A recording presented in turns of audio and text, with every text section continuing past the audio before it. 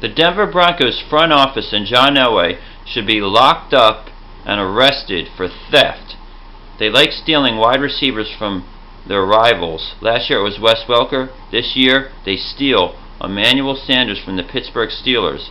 Last year Ben Roethlisberger found Sanders for the tune of 740 yards on 67 catches.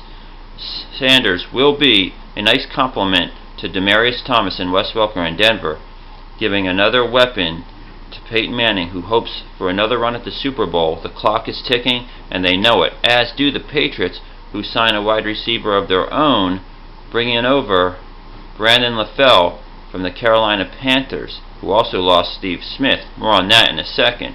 Lafell has not been overwhelming in his numbers, but Bill Belichick is known for finding role players, guys you haven't really heard of before, and turning them into, quasi-stars with Tom Brady at quarterback. And in fact, I think for the Patriots, this is a better formula. This year they put their money into Revis Island and defensive players, knowing that since they started to sign big-name receivers like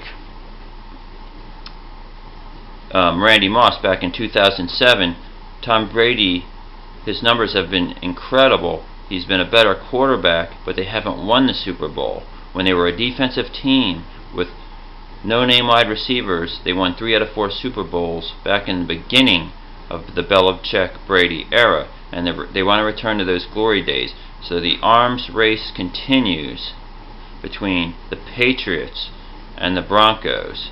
However, I think the big winner in free agent wide receiver signings this season has been the Baltimore Ravens. They lost a lot of leadership when Ray Lewis and Ed Reed departed from the team. Their quarterback, Joe Flacco, is a quiet, unassuming guy who's not really a rah-rah cheerleader. So they get that vocal leadership in the form of a wide receiver. Steve Smith came over from the Panthers. He's got a chip on his shoulder because that ended a little bit ugly. This guy's a leader. He helped cultivate the leadership skills of their quarterback, Cam Newton, helped his career along. He'll give a downfield threat to Joe Flacco, and Coach Harbaugh knows and recognizes leadership when he sees it, and he'll get that from Steve Smith. So Steve Smith goes to the Baltimore Ravens, the Super Bowl champ of 2 years ago. The Super Bowl runner-up of this year brings in Emmanuel Sanders from the Steelers, and yes, they stole him.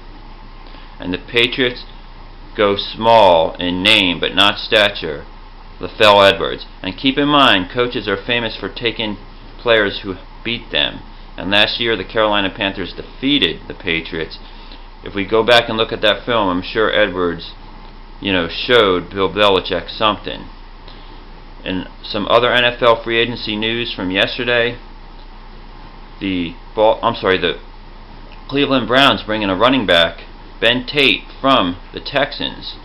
Tate is a bona fide starting running back. He just played second string over there. Now he'll get his chance to start and be a thunder and lightning combination with Dion Lewis, the injured running back who the Browns brought over from Philadelphia. Lewis is fast and quick, and Ben Tate is big and strong. So that's a nice little, like I said, thunder lightning matchup to replace Richardson, who departed last year in a trade to the Colts. But I digress.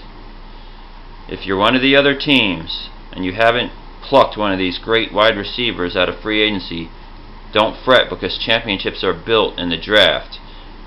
And also, sometimes it's just a matter of signing your own players instead of letting them walk. Look at the Philadelphia Eagles. What did they do? They signed Riley Cooper back and then gave a 1-year deal to Jeremy Maclin coming off of the knee injury. To me, they're actually the biggest winners at wide receiver, just keeping their own guys. So these are big headlines, but the draft is where it's at. That'll be in May, thanks to the NFL, who are going to make us wait another month.